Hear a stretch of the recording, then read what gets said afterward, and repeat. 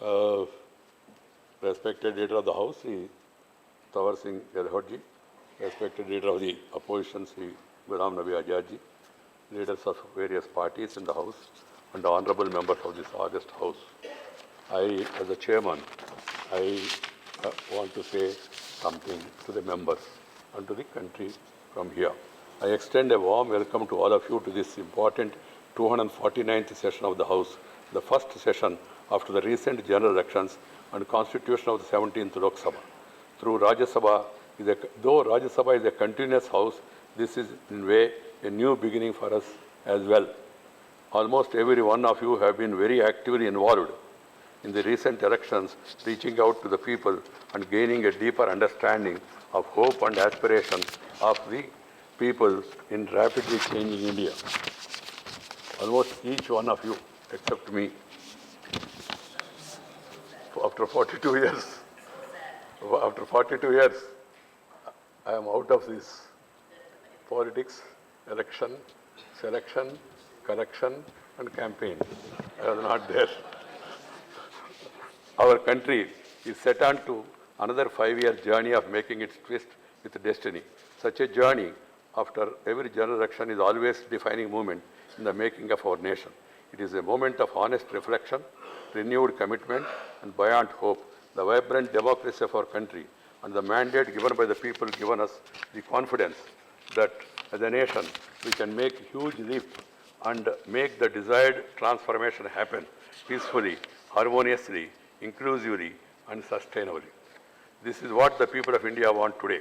They want country to progress on different dimensions. They want a transparent, responsive, agile governance. They want the quality of their lives to improve. They want their voices to be heard. That's where the role of all of us parliamentarians comes in, to give voice to those ideas, those emotions, those yearnings for positive change.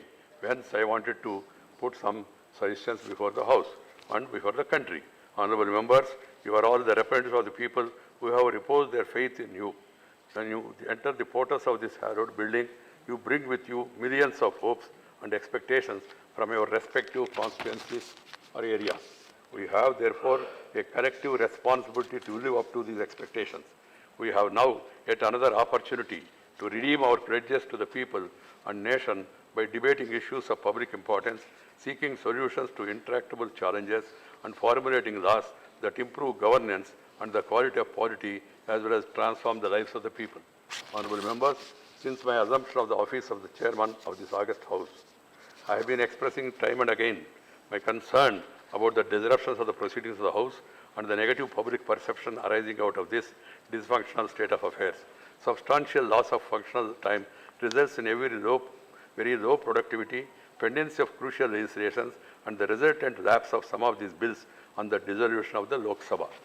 Every question hour lost means an opportunity of seeking answers from the government on a number of issues of policy implementation and governance by around 40 members. Every 0 hour lost means depriving 15 members from raising issues of immediate public importance. Similarly, if the House does not function, about 10 more members lose their opportunity of raising many issues in the House in other forums. Ultimately, this august House would be that what you want it to be, a performing one or a dysfunctional one. People of the country want it to be a performing one. If you have the other ideas, you owe an explanation to the people, the ultimate masters. There is a growing perception that our democracy is in danger through dysfunctional legislatures around the country and also here. Our nation has just entered the 70th year of Republic. Legislatures and their honorable members should discharge their noble responsibilities. As the House of Elders, we need to lead by example. This is a privilege that the people bestowed on us. The expectations are high. Our responsibilities are onerous. We can ill afford to regret over the lost opportunities we had. If we fail our people. We fail our nation. We cannot allow this to happen. We need to reassure each citizen that we can bring about a distinct change, and that change shall begin with each political party and each member of this House. Honorable members, through carefully considered and expeditious disposal of business is the touchstone of our efficiency. In this context, I would like to mention a few issues that seems to be impending speedy passing of bills.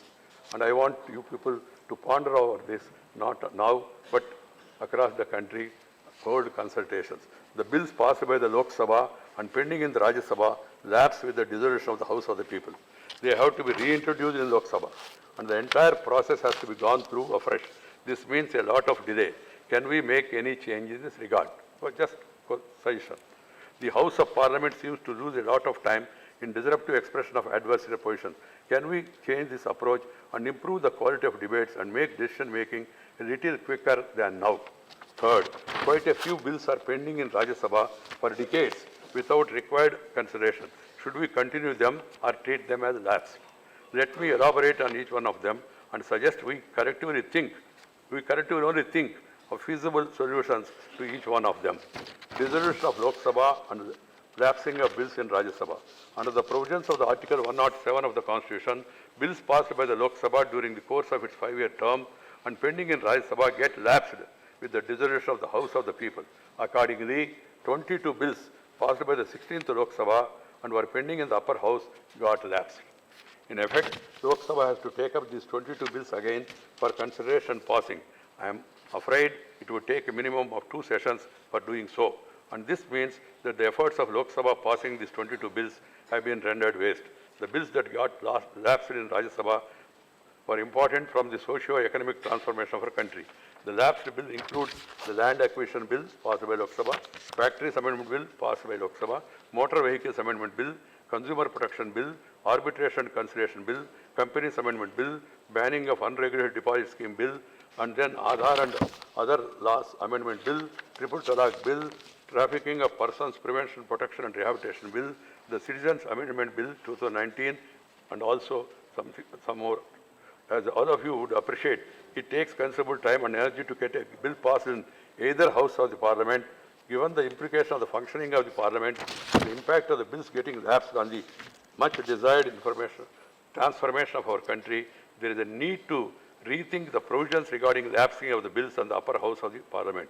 I suggest a wider debate on the matter of automatic lapsing of the bill in Rajya Sabha. I am only giving a suggestion. Pendence of the bills in Rajya Sabha. At the end of the last and 248th session of the Rajya Sabha, a total of 55 bills were pending consideration in this August House. After lapsing of the 22 bills that were referred to earlier, the pendence of this House now stands at 33 bills. 3 bills are pending for more than 20 years. 6 bills are pending 10 to 20 years. 14 bills are pending between 5 to 10 years. 10 bills are pending in less than 5 years. The oldest pending bill, the Indian Medical Council Amendment Bill 1987, has been pending for more than 32 years. This is certainly not a happy situation. These pending bills include the Constitution 79th Amendment Bill 92, provisions of the Municipalities Extension Scheduled Area Amendment Bill 2001, the Seeds Bill 2004, the Pesticide Management Bill 2011, the Mines Amendment Bill 2011, the Interstate Migrant Workman Amendment Bill 2011, the Indecent Representation of Women Prohibition Amendment Bill 2012, the Building and Other Construction Workers Related Amendment Bill 2013, the Work Properties Eviction of Unauthorized Occupants Bill 2014, etc., and some more. As this title suggests, all these long pending bills relate to important issues that merit timely consideration and passing. Such a long pendency does not reflect well on the functioning of the Parliament. In order to streamline the process, I suggest that if a bill is not taken up for consideration and passing in Rajya Sabha within 5 years of introduction of such bills, such pending bills should be treated as deemed to have been lapsed. Let us have a wider debate in this regard before we come to any conclusion. Parliament. How do we make it more effective form of debate and the decision making? How do we seek the meeting ground rather than the zone of divergence? Honorable members, I would like to invite your attention to another important dimension of the functioning of the Parliament. We should examine the reason why there was a wide gap between the number of bills passed in 16th Lok Sabha and the Rajya Sabha, especially when compared to 15th Lok Sabha. I am not for a moment suggesting that one house of the Parliament should blindly follow the other house. Careful consideration by both the houses is absolutely required. Informed debates and reasoned argument is the heart of parliamentary democracy. During the debates in the Constituent Assembly, thereafter in the need for second chamber of Parliament, Rajya Sabha, several luminaries, including Dr. S. Radhakrishnan, stressed that Rajya Sabha should act as a check on the hasty legislation spurred by the possible political considerations in the other house, but not to obstruct the very course of legislation by the Parliament. All the stakeholders need to give a serious thought to this decision-making process and see if a dialogue and debate can follow the path of consensus building and searching for meeting ground or the zone of convergence rather than expanding zone of divergence. The basic responsibility in this regard lies with the government, people who are in the power. Verdict 2019, the message and mission. While every electoral verdict carries its own message to those who are elected, who have now a different context in India. Ours is an aspirational country with youth consisting almost 2/3 of our population. 65% of the Indian population is below 35 years. This is a huge untapped demographic dividend. We have an increasingly active citizenry wishing to be active partners in development and expecting efficient delivery of services and expeditious delivery of justice. Against this backdrop, we have to make our systems work better, make the institutions respond faster, and the governance patterns altered to become more citizen-centric. We in the Parliament have a onerous responsibility. The mission before all of us now is to clear all the cobwebs and remove hurdles that come in the way of rapid socio-economic transformation of our country. To realize this vaulting aspiration of our people, cutting across the boundaries of caste, creed, region and religion, parliamentarians need to redefine and recalibrate their ways of thinking and acting and have to make a clear break from the past. We have to be more agile, forward-looking and capitalize on our collective wisdom. Niti Aayog and the government have come out with a vision and a set of goals for 2022. Our Parliament over the next few years has a crucial role to play in making of a new India by 2022, in which we all can take pride. As the Vice President of India, the Chairman of this august House, and an individual with some years of experience in public life, I fervently appeal to all parliamentarians to make an inspiring fresh start beginning with this session. It should be our collective duty to strive for better and effective performance.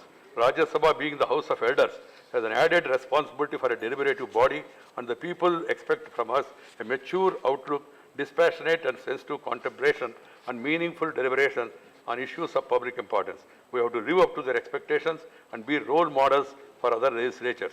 The quality of our discourse and the way we conduct ourselves, we define our contribution in public life. I want every issue to be discussed and debated with utmost passion and sincerest conviction in this august House. I would certainly welcome such enlightened debate because this will undoubtedly enhance the stature of this House.